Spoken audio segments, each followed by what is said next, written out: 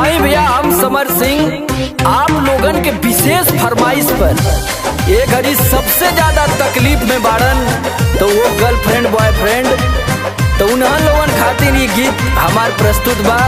सुनी और बताई कैसन बा।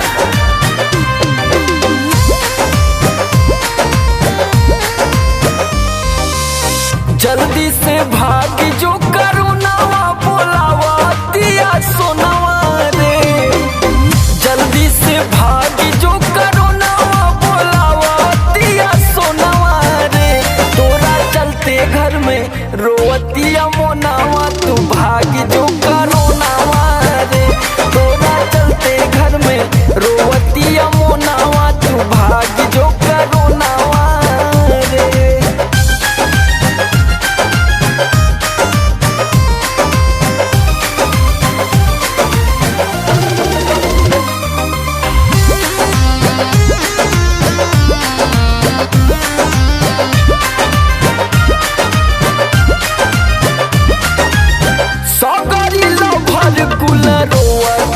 फोन पर बचल रह कोरोना से बोले रिंगटोन पर, हाँ सगरी लभर कुल रोआ तारी फोन पर बचल रह कोरोना से बोले रिंगटोन पर।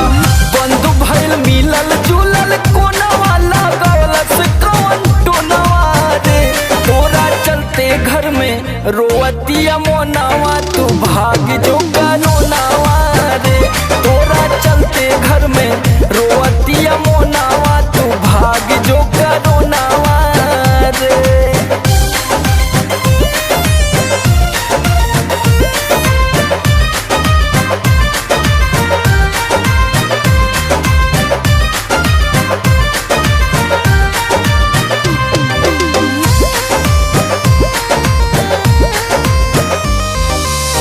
भूल गइल बर्गर पिज्जा के स्वाद रे, कैलस करुणावा जवानी बर्बाद रे। भूल गइल बर्गर पिज्जा के स्वाद रे, कैलस करुणावा जवानी बर्बाद रे।